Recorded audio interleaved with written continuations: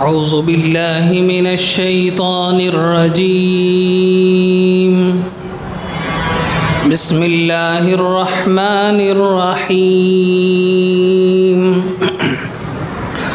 وإذا قيل لهم لا تفسدوا في الأرض قالوا إنما نحن مصلحون ألا إنهم هم المفسدون ولكن لا يشعرون. وإذا قيل لهم آمنوا كما آمن الناس قالوا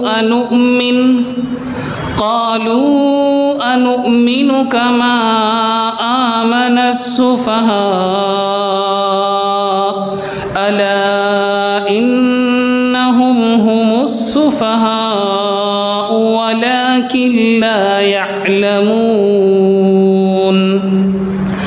وإذا لقوا الذين آمنوا قالوا آمنا وإذا خلوا إلى شياطينهم قالوا إنا معكم إنما نحن مستهزئون الله يستهزئ بهم ويمدهم في طغيانهم يعمهون.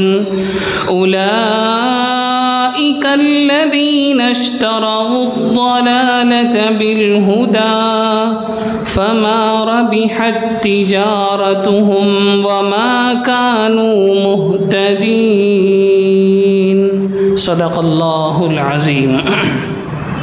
إن الحمد لله نحمده ونستعينه ونستغفره ونؤمن به ونتوكل عليه ونعوذ بالله من شرور أنفسنا ومن سيئات أعمالنا. من يهده الله فلا مضل له ومن يضلل فلا هادي له ونشهد أن لا إله إلا الله وحده لا شريك له ونشهد أن سيدنا وسندنا ومولانا محمدا عبده ورسوله.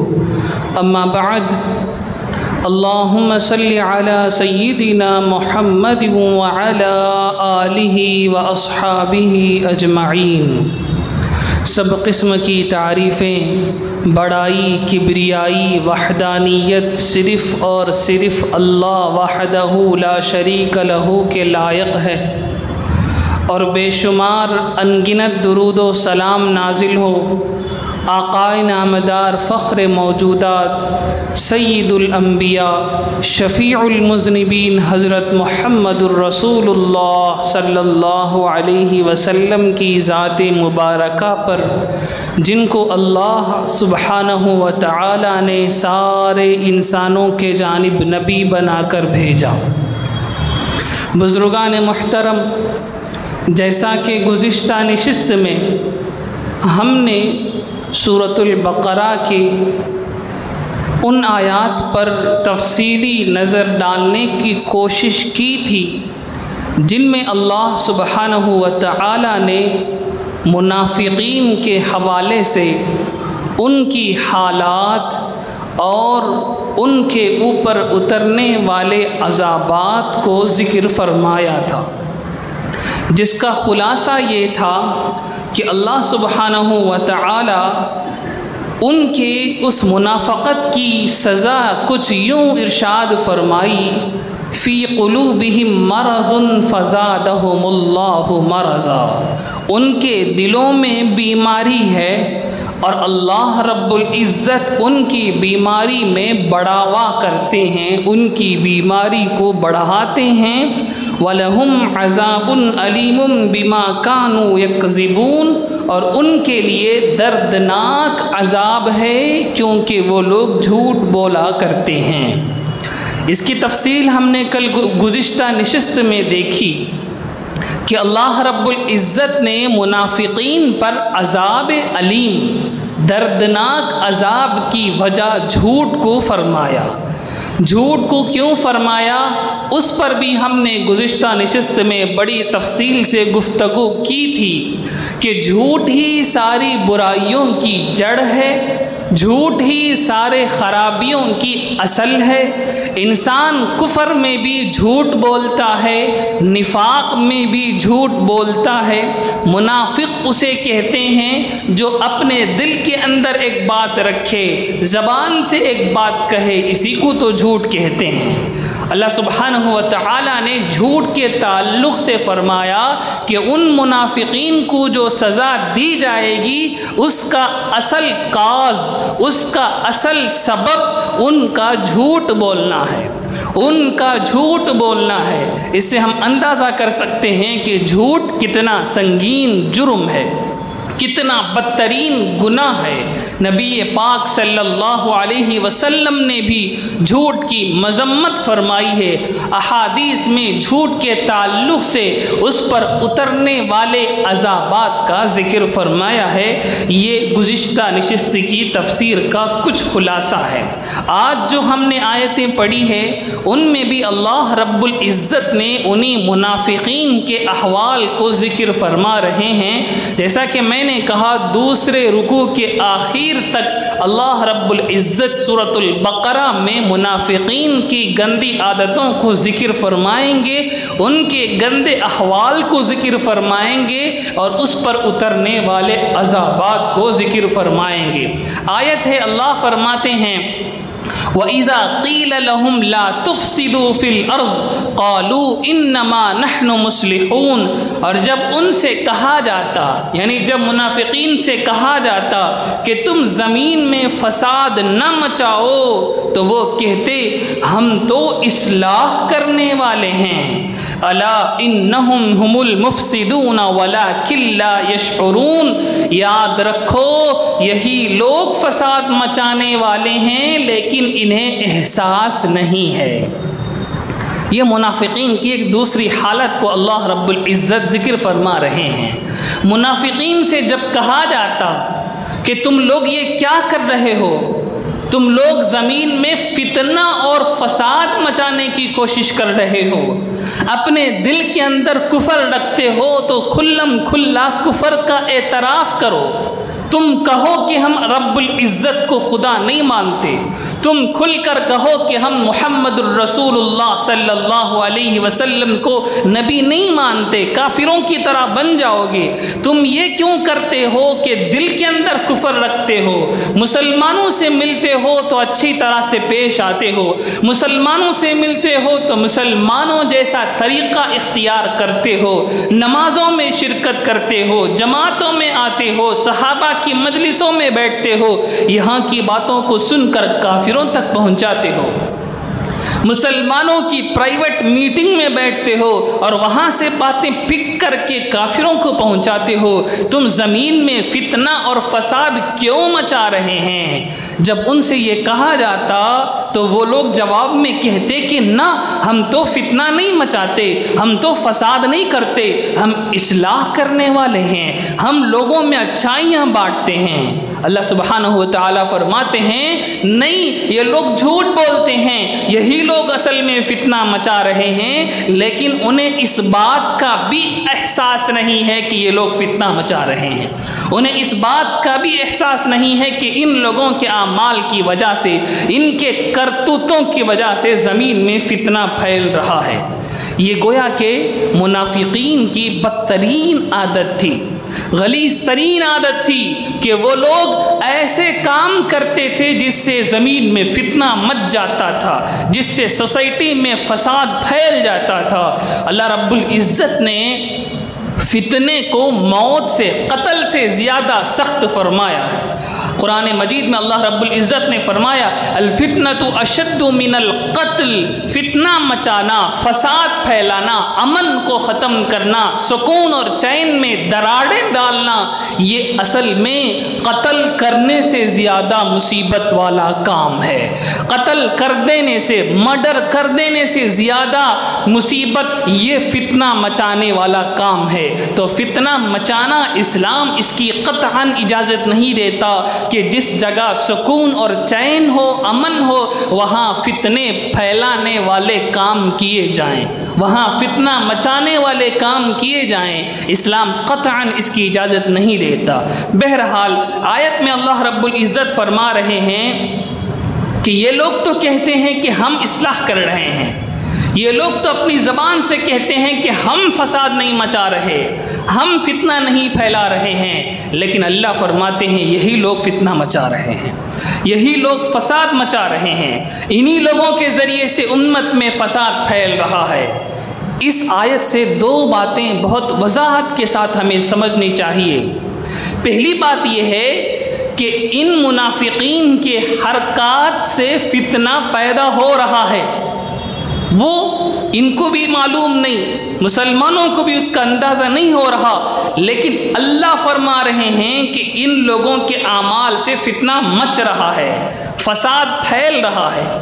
دوسری بات اس آیت سے یہ معلوم ہوتی ہے کہ منافقین جان کر فتنہ نہیں پھیلا رہے ہیں، منافقین جان کر فساد نہیں مچا رہے ہیں، منافقین جان کر یہ سب کام نہیں کر رہے۔ اسی لیے اللہ آگے آیت میں فرماتے ہیں وَلَكِنْ لَا يَشْعُرُونَ، لیکن انہیں احساس نہیں ہے، انہیں اندازہ نہیں ہے۔ تو معلوم ہوا فتنہ مچانے کے لیے، فساد پھیلانے کے لیے معلوم ہونا بھی ضروری نہیں ہے، معلوم ہونا بھی ضروری نہیں ہے۔ ایسا ہوتا ہے کہ انسان جو کام کرتے ہیں، انسان فتنے مچانے والے انسان دو طرح سے فتنہ مچاتے ہیں، اس کو سمجھنے کی ضرورت ہے، اللہ میں سمجھ نصیب فرمائے۔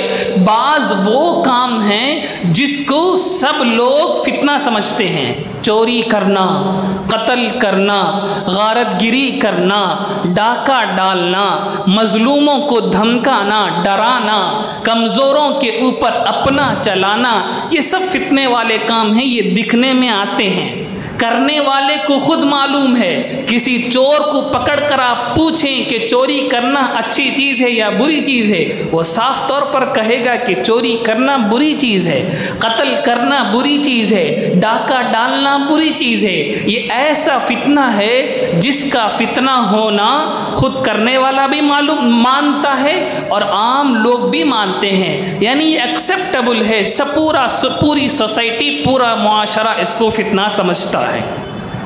اور بعض وہ کام ہیں جو دیکھنے میں فتنہ نہیں معلوم ہوتے، جو دیکھنے میں فساد نہیں معلوم ہوتے، لیکن ایکچول میں وہ چیزیں فتنے کا ذریعہ بن جاتی ہیں، فتنے کا سبب بن جاتی ہیں، وہ چیزیں فتنے تک پہنچا دیتی ہیں۔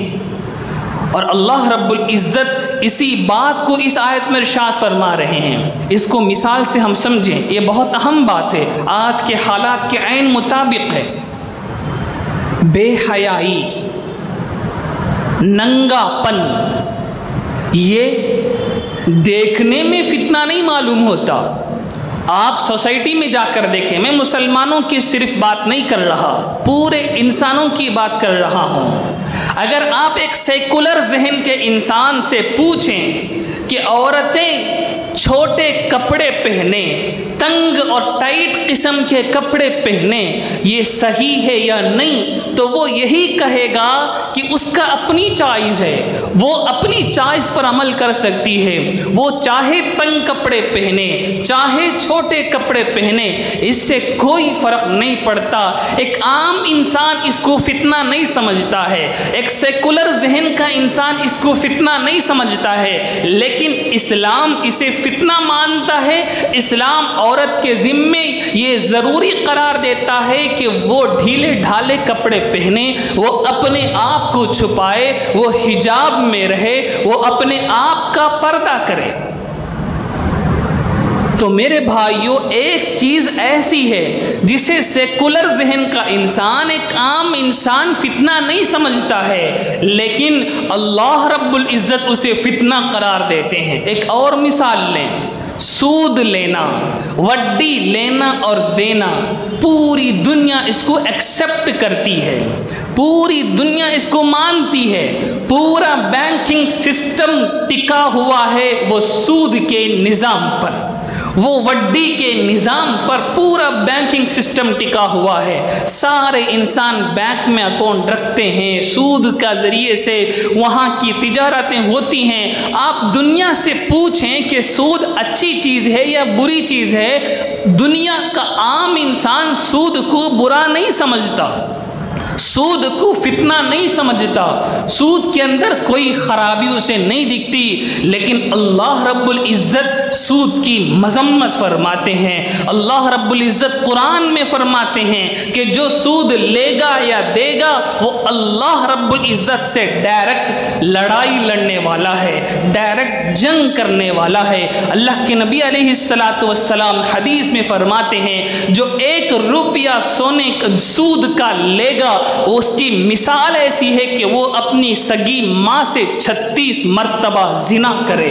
اتنی سنگین قسم کی بات اللہ کے نبی علیہ السلام حدیث میں فرما رہے ہیں، اللہ رب العزت قرآن میں فرما رہے ہیں، لیکن آپ دنیا میں دیکھیں کوئی سود کو خراب سمجھتا ہی نہیں ہے، کوئی سود کو بری چیز ماننے کو تیار نہیں۔ تو اب ہمیں نہیں معلوم ہو رہا کہ سود سے فتنہ پھیلے گا یا نہیں، اللہ رب العزت کہتے ہیں اس سے فتنہ پھیلتا ہے، اس سے فتنہ پھیلتا ہے۔ کیسے پھیلتا ہے فتنہ سود سے؟ اس کو میں مختصر طور پر سمجھاؤں، بہت تفصیلی باتیں ہیں، میں مختصر طور پر سمجھاؤں۔ سود سے کیا ہوتا ہے؟ سود سے مال پورے لوگوں کی طرف سے نکل کر، عام لوگوں کی طرف سے نکل کر چند ہاتھوں میں چند لوگوں کی طرف مال کا بہاؤ ہو جاتا ہے۔ جس کے پاس مال زیادہ ہوگا اس کی طرف مال آنا شروع ہو جائے گا، یہی سود کا اصل نقصان ہے۔ آپ دیکھیں جو جتنا بڑا سودی کاروبار کرتا ہے، مال غریبوں کی خون کی کمائی ان کے جیبوں سے نکل کر اس کے جیب میں چلی جاتی ہے۔ دنیا آپ کو معلوم ہونا چاہیے، دنیا پورے دنیا کی 60% کرنسی صرف 1% لوگوں کے پاس ہے۔ پورے دنیا کی 60% کرنسی دنیا کے 1% لوگوں کے پاس ہے۔ یہ کیسے ہوتا ہے؟ یہ اسی لعنت والے سودی نظام کے ذریعے سے ہوتا ہے کہ آدمی پیسے سے پیسہ بنانا شروع کر دیتا ہے۔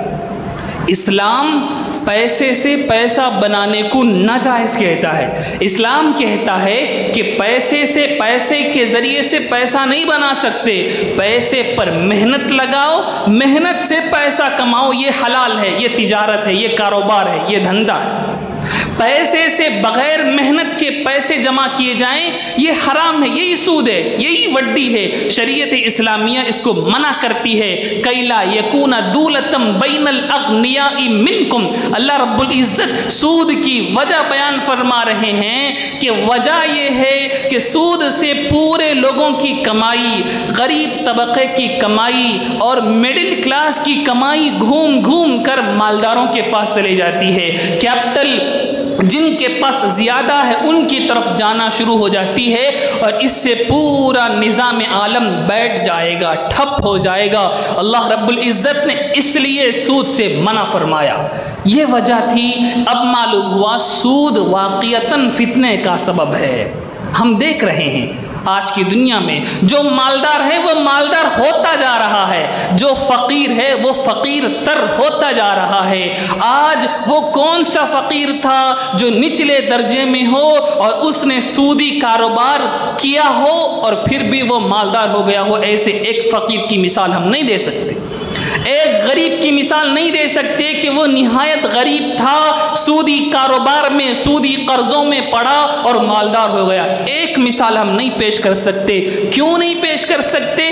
اس لیے نہیں پیش کر سکتے کہ سودی نظام کا سٹرکچر ہی اس طرح بنا ہوا ہے، اس طرح بنا ہوا ہے کہ غریب غریب ہوتا جائے، مالدار مالدار ہوتا جائے۔ مالدار کے پاس اتنی دولت ہے اسے سمجھ نہیں آ رہا کہاں خرچہ کروں، وہ سونے کے بیت الخلا بناتا ہے، وہ سونے کی کرسیاں بناتا ہے، وہ عجیب و غریب قسم کی خواہشات کو پوری کر کے اپنے پاس کی دولت کو خرچ کرتا ہے، وہ مہنگے مہنگے قسم کی گاڑیاں صرف اپنی شوق پورا کرنے کے لیے گھروں میں کھڑا بنا کر رکھتا ہے اور ایک فقیر اسے کھانے کے لالے پڑ رہے ہیں، وہ ایک ایک روٹی کو ترس رہا ہے۔ کہا جاتا ہے دنیا میں روزانہ 22,000 لوگ بھوکے مر رہے ہیں، 22,000 لوگ بھوکے مر رہے ہیں۔ اللہ اکبر، یہ کون سا سسٹم ہے؟ اب بتائیے سود بری چیز ہے کہ نہیں؟ دیکھنے میں وہ بری چیز نہیں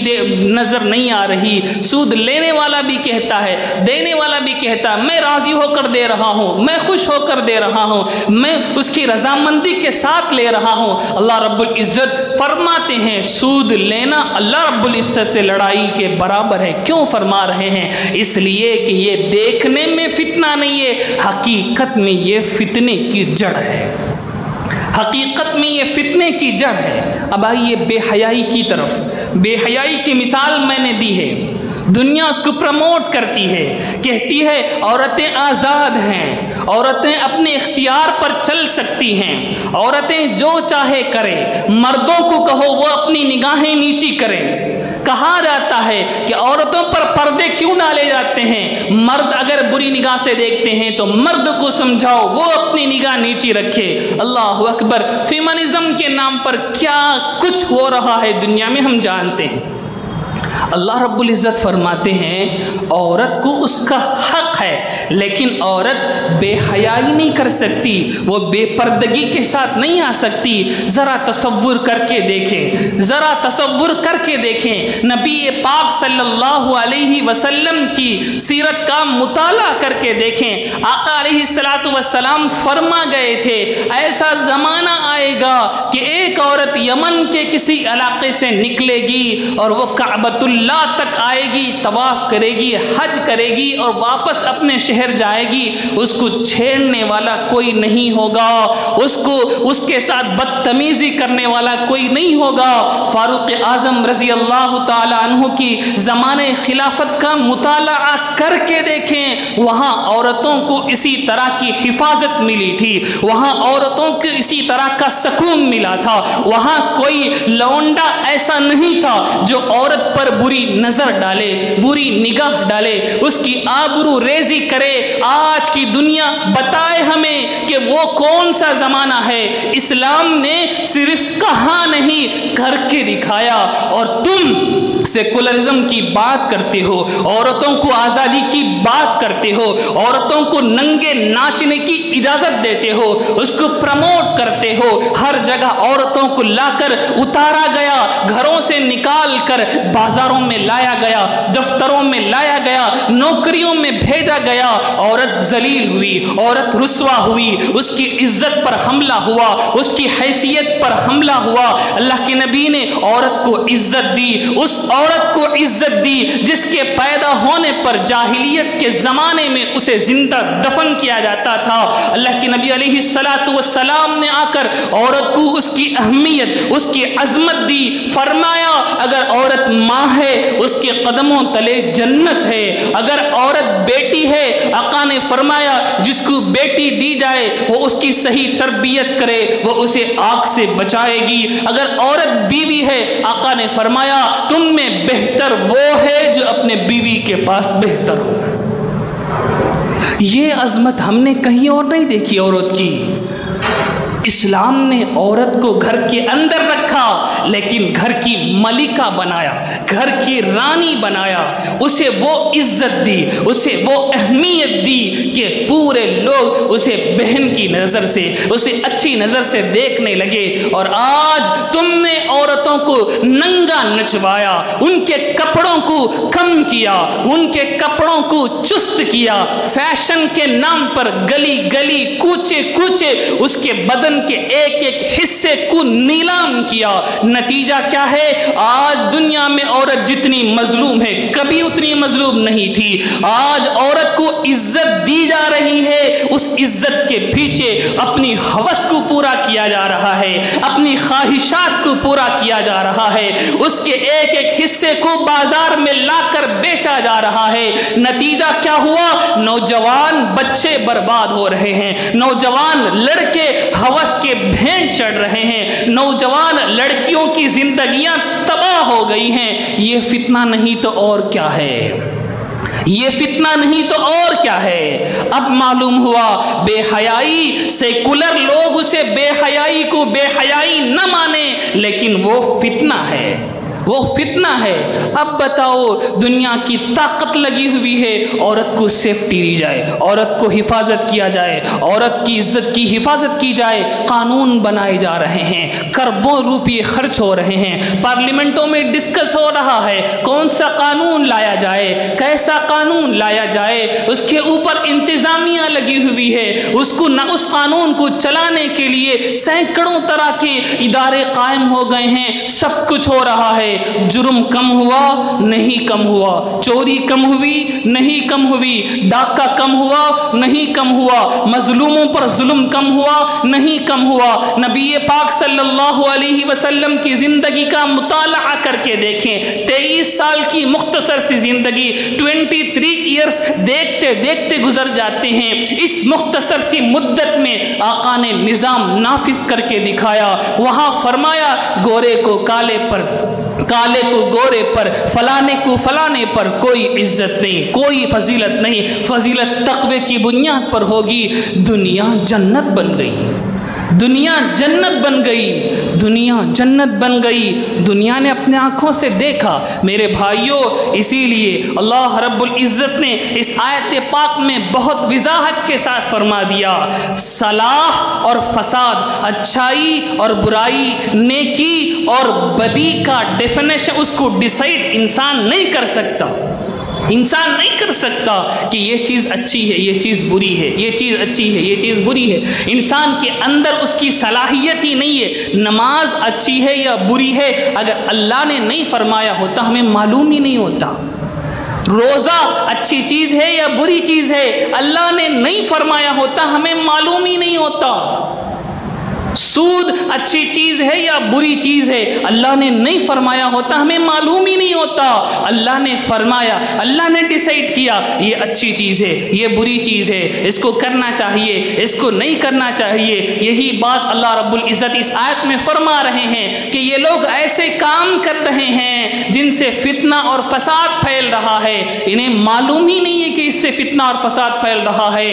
اللہ جانتے ہیں، اللہ جانتے ہیں۔ اللہ فرماتے ہیں یہ لوگ فساد والا کام کر رہے ہیں، یہ لوگ فساد والا کام کر رہے ہیں، کیونکہ ان کے اعمال کا جو نتیجہ ہے، ان کے اعمال سے جو کنکلوژن نکل کر آتا ہے وہ فساد ہے، وہ خرابی ہے، وہ گندگی ہے۔ آپ ذرا سوچ کر دیکھیں، مرد سے شادی کر سکتا ہے؟ کسی زمانے میں لوگوں نے اسے اچھا سمجھا تھا، کسی زمانے میں انسانوں کے کسی گروہ نے اس کو اچھا نہیں سمجھا تھا، لیکن آج دنیا کے پورے ممالک میں تقریباً وہ اچھی چیز ہے، وہ جائز ہے، وہ کر سکتے ہیں۔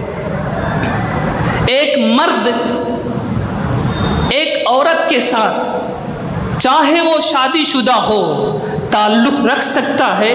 دنیا نے کبھی اس کو اچھا سمجھا تھا، کبھی اس کو اچھا نہیں سمجھا تھا، لیکن آج دونوں راضی، میاں بیوی راضی تو کیا کرے گا قاضی؟ سب جائز ہے، سب صحیح ہے۔ کیوں؟ کیونکہ لوگ اب اسے اچھا سمجھنے لگے ہیں۔ تو معلوم ہوا دنیا کے پاس اچھائی اور برائی کے لیے کوئی معیار نہیں ہے، کوئی سٹینڈرڈ نہیں ہے، کوئی فارمولا نہیں ہے۔ جسے چاہے اچھا کہو، جسے چاہے برا کہو، جسے چاہے نیک کہو، جسے چاہے برا کہو۔ اسلام نے اچھائی اور برائی کو اپنے ہاتھ میں رکھا ہے۔ اسلام نے اچھائی کو خود ڈیفائن کیا ہے اور برائی کو خود متعین کیا ہے۔ یہ اچھی چیز ہے، قیامت تک یہ اچھی ہی رہے گی، دنیا اسے کتنی خراب کیوں نہ سمجھے۔ حجاب کو اسلام نے اچھا کہا ہے، قیامت کی صبح تک حجاب اچھا ہی رہے گا۔ دنیا کی پوری طاقت لگ کر حجاب کو برا ثابت کرے، ایک مسلمان اسے برا مانے گا؟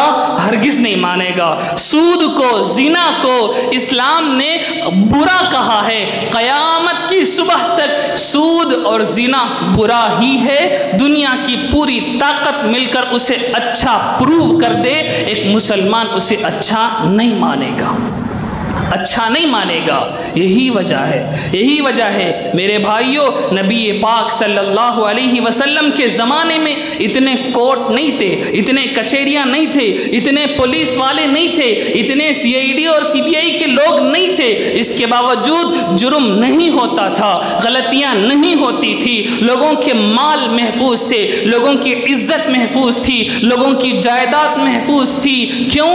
نبی پاک صلی اللہ علیہ وسلم قانونوں کے پیچھے نہیں پڑے، نبی پاک صلی اللہ علیہ وسلم لوگوں کے دلوں کے اندر اللہ کی طاقت کو، اللہ کی خشیت کو، اللہ کے خوف کو، آخرت کے یقین کو ڈال دیا۔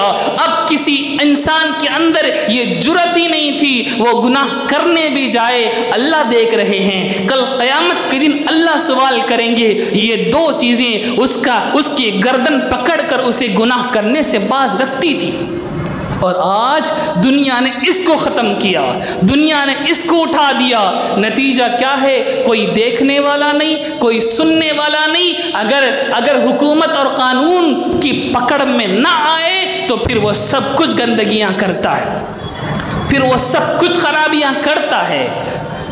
مرد اپنی بیوی پر کتنا کچھ ظلم نہیں کر رہا، خود مسلمانوں کی حالت کا ہم جائزہ لے کر دیکھیں۔ صرف اس لیے کر رہا ہے کہ وہ اس کی بیوی پولیس کے پاس نہیں جا رہی ہے، اسے اس بات کا احساس کیوں نہیں ہو رہا کہ اللہ دیکھ رہے ہیں؟ مرد تنہائی میں، عورت تنہائی میں وہ سب کچھ کر لیتی ہے۔ کیوں؟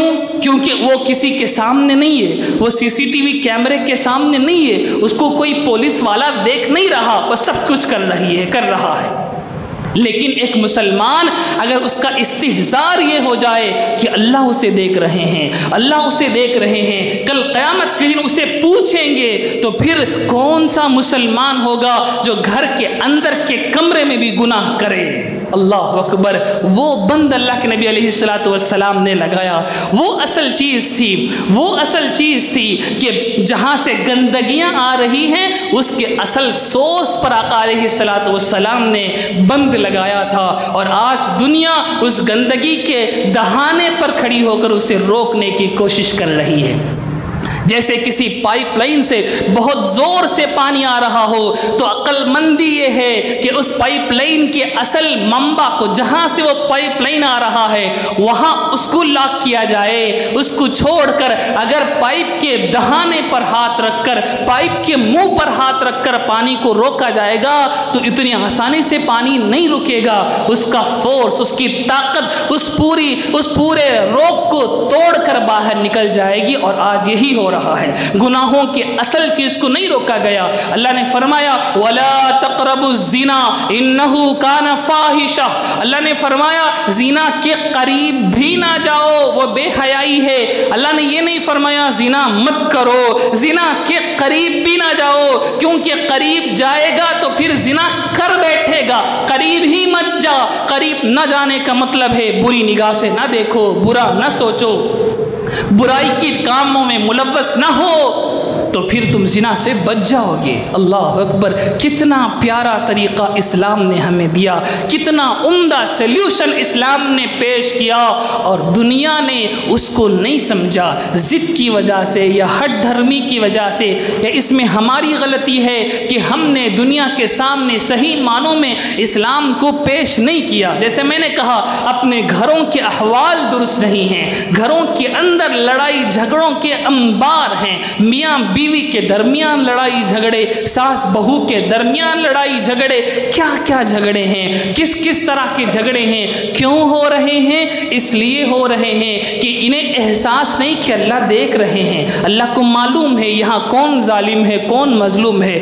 کون سچا ہے، کون جھوٹا ہے۔ اللہ کے لیے کسی قاضی کی ضرورت نہیں، کسی جج کی ضرورت نہیں، اللہ سب کچھ دیکھ رہے ہیں، اللہ سب کچھ دیکھ رہے ہیں، اللہ کو معلوم ہے کہ کیا کچھ ہو رہا ہے۔ تو میرے بھائیوں، ہم نے قرآن کو اپنے اندر نہیں اتارا، غیروں تک ہم کہاں قرآن کو پہنچائیں گے؟ قرآن کی عظمت ہم ان کو کیسے بتائیں گے؟ قرآن کی طاقت ہم ان کو کیسے بتائیں گے؟ خود ہمیں نہیں معلوم قرآن کی تعلیمات، خود ہمیں احساس نہیں قرآن کن چیزوں کا حکم کر رہا ہے۔ کتنے مسلمان ہیں جو ناجائز کاموں میں پڑے ہوئے ہیں، کتنے مسلمان ہیں جو لمحہ لمحہ اللہ کی نافرمانی کر رہے ہیں، کتنے مسلمان ہیں جو جھوٹ بولنے سے نہیں ڈرتے، جو سودی کاروبار کرنے سے نہیں ڈرتے، جو رشوت لینے اور دینے سے نہیں ڈرتے۔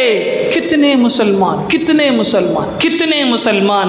بہرحال بات بہت دور نکل گئی، میں یہ سمجھا رہا ہوں کہ اللہ کے نبی علیہ السلام نے اس دنیا میں جو نظام قائم کر کے دکھلایا وہ معمولی نظام نہیں تھا۔ اس جیسا نظام آج تک دنیا میں نہیں آیا۔ جب تک وہ نظام دوبارہ دنیا میں نہیں آئے گا اس وقت تک کوئی آپشن نہیں ہے، کسی طرح کا موقع نہیں ہے یہ گندگیاں ختم ہو، یہ گندگیاں ختم ہو۔ اب ذرا تصور کر کے دیکھیں، ایکٹنگ کرنا بری بات تھی، ایکٹنگ کرنا بری بات تھی، آج بھی ہم اسے برا سمجھتے ہیں۔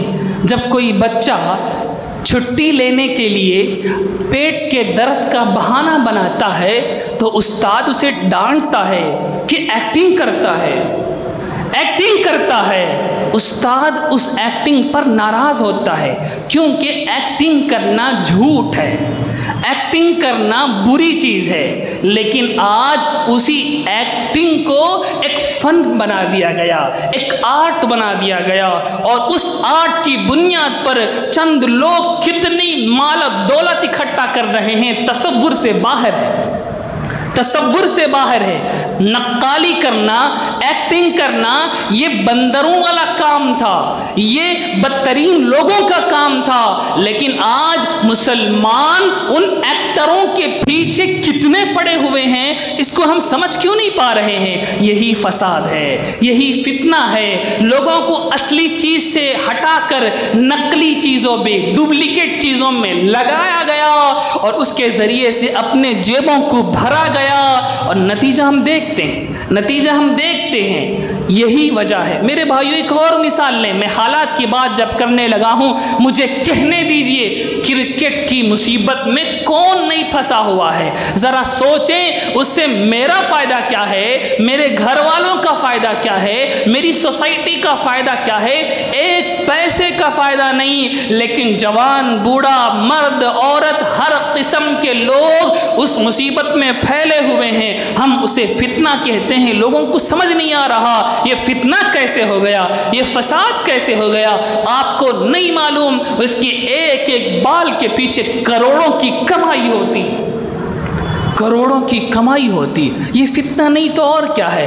اس کو کہے گا کون، اس کو سنے گا کون، اس کو مانے گا کون؟ جب مولوی کہتا ہے وہ برا ہو جاتا ہے، جب ملا کہتا ہے وہ برا ہو جاتا ہے کہ ہمیں انٹرٹین کرنے نہیں دیا جا رہا۔ معلوم ہونا چاہیے انٹرٹین اور ٹائم پاسنگ اسلام میں ہے ہی نہیں۔ مسلمان کے لیے ٹائم پاس کرنا موت تک آگے بڑھنا ہے، مسلمان کے لیے ٹائم پاس کرنے کا تصور ہی نہیں ہے۔ مسلمان ٹائم پاس کبھی نہیں کر سکتا، مسلمان کے لیے اجازت ہی نہیں کہ وہ وقت کو ضائع کرے۔ اللہ اکبر۔ بتائیے صحابہ نے ٹائم پاسنگ کب کی تھی؟ نبی پاک صلی اللہ علیہ وسلم نے ٹائم پاسنگ کب کی تھی؟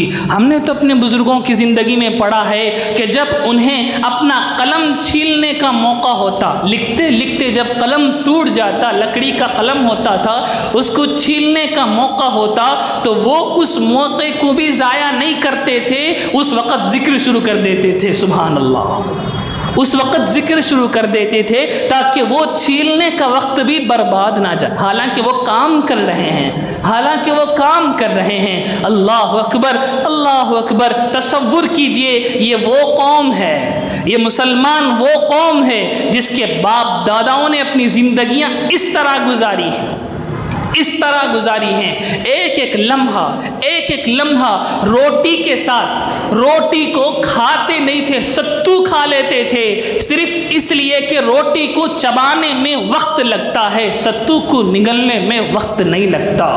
اللہ اکبر، یہ واقعات کتابوں میں موجود ہیں، ایسے زندگی ہمارے بزرگوں نے گزاری ہے، یہ طریقہ، یہ عمل کا نمونہ ہم نے پیش کیا ہے، اور ہم ٹائم پاس مستقل کرتے ہیں، ٹائم پاس انٹرٹینمنٹ کی عنوان سے کرتے ہیں، مستقل ٹائم نکال کر ٹائم پاس کر رہے ہوتے ہیں۔ اللہ اکبر، میرے بھائیوں، یہ فتنہ نہیں تو اور کیا ہے، یہ فساد نہیں تو اور کیا ہے۔ اب میرے نوجوانوں کو میں کیسے سمجھاؤں گا کہ تم غلط کر رہے ہو، تم اپنے آخرت بھی برباد کر رہے ہو، اپنی دنیا بھی برباد کر رہے ہو، وہ تمہارے ایک ایک منٹ پر ہزاروں روپے کمائے جا رہے، وہ کروڑوں کا کاروبار کر رہے، تم بے وقوف بنے ہوئے اپنے فون میں نگاہ جمائے بیٹھے ہو۔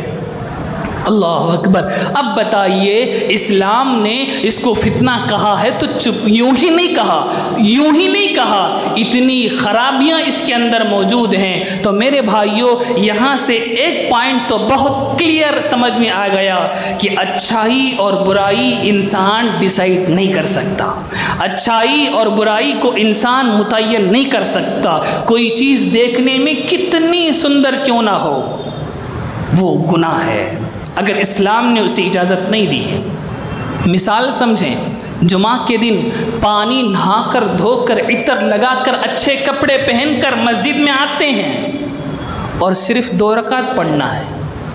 تم اپنے شوق سے 3 رکعت نہیں پڑھ سکتے ہو، میں نے عمدہ کپڑے پہن رکھے ہیں، میں نے عطر لگایا ہوا ہے، میرا دل چاہتا ہے میں عبادت کروں، جمعہ کی 2 ہی رکعت کیوں 3 رکعت پڑھ لیتا ہوں، 4 رکعت پڑھ لیتا ہوں۔ نہ، یہ اسلام نہیں ہے۔ یہ دیکھنے میں اچھا تمہیں لگے، اس نماز پر ثواب نہیں، الٹا گناہ ہوگا۔ اللہ اکبر، الٹا گناہ ہوگا۔ سجدہ کرنا اچھی چیز ہے، 1 رکعت میں 2 ہی سجدے ہونے ہیں، کوئی سجدے کی نیت سے 3 سجدے کرے، اس کی نماز قبول ہوگی، اس کا سجدہ قبول ہوگا۔ میں تو سجدہ کر رہا ہوں، میں تو اچھا کام کر رہا ہوں۔ نہ، اچھائی تم نہیں ڈیسائیڈ کر سکتے ہو، برائی تم نہیں ڈیسائیڈ کر سکتے ہو، اچھائی اور برائی رب العزت ڈیسائیڈ کریں گے، رب العزت متعین کریں گے، اور رب العزت کی طرف سے نبی پاک صلی اللہ علیہ وسلم اس کو ڈسکرائب کریں گے، اور نبی پاک صلی اللہ علیہ وسلم کے بعد آپ کی امت کے علماء متعین کریں گے کہ یہ چیز اچھی ہے یا یہ چیز بری ہے۔ دنیا کی کسی طاقت کے اندر اس کی صلاحیت نہیں ہے کہ وہ اپنے ذہن سے وہ خود سوچ کر کسی کو اچھا کہہ دے، کسی کو برا کہہ دے۔ یہ نہایت اہم ترین اصول اس آیت کریمہ میں اللہ رب العزت نے بیان فرمایا کہ فساد اور صلاح، اچھائی اور برائی وہ اللہ متعین کرتے ہیں، وہ اللہ ڈیسائیڈ کرتے ہیں۔ اللہ کے علاوہ کسی طاقت کے اندر اس کو متعین کرنے کی اجازت نہیں ہے، متعین نہیں کر سکتے۔ ایسا ہوتا ہے کہ لوگ مل کر اچھا کام سمجھ کر کسی کام کو شروع کرتے ہیں، اچھا کام سمجھ کر کسی کام کو شروع کرتے ہیں، زمانہ گزر جاتا ہے، علماء کہتے ہیں اس کو مت کہو، اس کو مت کرو، یہ غلط ہے، لوگ کہتے ہیں اس میں غلطی کیا ہے، یہ تو اچھا کام ہی تو ہو رہا، لیکن ایک زمانے کے بعد وہی کام برا ہو جاتا ہے، وہی کام غلط ہو جاتا ہے۔ اس کی مثال میں آپ حضرات کو دوں، جمعہ مبارک کہنا جائز ہے یا نہیں؟ عام طور پر لوگ اسے کہتے ہیں۔ آج سے کوئی 7-8 مہینے پہلے یا 1 سال پہلے علماء سے آپ پوچھتے کہ جمعہ مبارک کہنا جائز ہے یا نہیں، علماء کہتے کہ اس کے اندر کوئی بری چیز نہیں ہے، آپ کہہ لیں۔ لیکن آج آپ علماء سے پوچھیں جمعہ مبارک کہنا جائز ہے یا نہیں، علماء کہیں گے جمعہ مبارک مت کہو، جمعہ مبارک مت کہو۔ کیوں کہہ رہے ہیں؟ پہلے تو 1 سال پہلے تو آپ کہتے تھے کہ کہہ سکتے ہیں، آپ اب کہتے ہیں کہ مت کہو۔ کیا وجہ ہے؟ وجہ بس اتنی سی ہے کہ پہلے لوگ اسے ضروری سمجھ کر نہیں کرتے تھے، آج ایک ٹرینڈ ہو گیا ہے۔ جمعہ کے دن اگر کوئی جمعہ مبارک نہ کہے تو لوگ اسے کہتے ہیں کہ آپ جمعہ مبارک کیوں نہیں کہتے۔ ابھی اتنی سختی تو نہیں آئی، لیکن لوگ اسی طرح کا طریقہ رکھیں گے تو ایک 1 سال کے بعد لوگ ضروری سمجھ جائیں گے کہ جمعہ کے دن تو نے مجھے جمعہ مبارک نہیں کہا، تو پھر یہ اسلام میں ایک چیز اضافہ ہو جائے گی، اسلام میں ایک چیز ایڈ ہو جائے گی، اور اسلام نے اس کی اجازت ہی نہیں دی ہے۔ تو معلوم ہوا کوئی کام دیکھنے میں اچھا کیوں نہ ہو، اگر اللہ نے اس کی اجازت نہیں دی ہے اس کو نہیں کرنا چاہیے، اور کوئی کام دیکھنے میں برا لگتا ہو، خراب لگتا ہو، اللہ نے کہا ہے اسے کرنا چاہیے، اللہ نے کہا ہے اسے کرنا چاہیے۔ تو یہ اس آیت کریمہ کا نہایت اہم سبق تھا۔ اللہ رب العزت سے دعا فرمائیں، اللہ رب العزت ہمیں قرآن کی صحیح فہم نصیب فرمائے، قرآن کو اپنی زندگیوں میں اتارنے کی توفیق نصیب فرمائے، قرآن کے مطابق اپنی زندگی گزارنا آسان فرمائے۔ آمین۔ وآخر دعوانا ان الحمد للہ رب العالمین۔ لك الحمد ولك الشكر يا الله، اللهم صل على سيدنا محمد وعلى آل سيدنا محمد وبارك وسلم عليه۔ ربنا آتنا في الدنيا حسنة وفي الآخرة حسنة وقنا عذاب النار۔ اللهم إنا نسألك حبك وحب من يحبك وحب عمل يقربني إلى حبك۔ سبحان ربك رب العزة عما يصفون وسلام على المرسلين والحمد لله رب العالمين۔